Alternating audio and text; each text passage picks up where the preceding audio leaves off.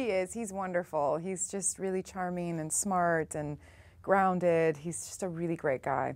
No, I was a little too, probably little in the 80s.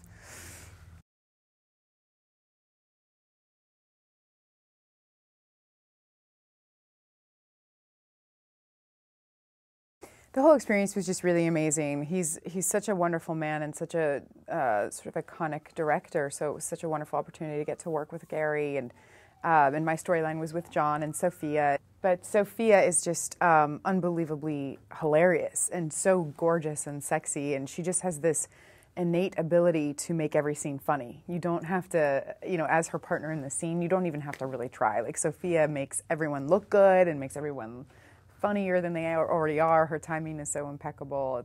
It was great.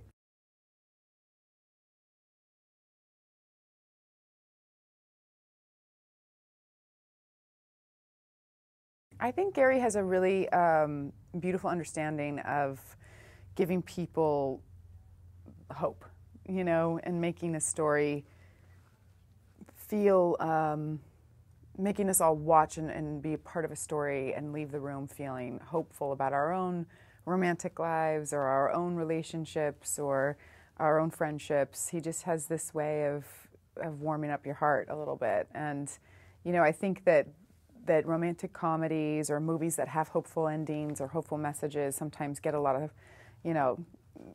flack because it doesn't feel real or something, and it's not gritty and edgy. But I have just, my whole entire life, probably because of Gary Marshall's influence, always responded best to these kinds of movies, and always, that's what I'm drawn to, that's what I want to be a part of making, that's what I want to go see. I think that life can be complicated and gritty and frustrating enough that it's nice to get to go to a movie and be entertained and walk out feeling inspired.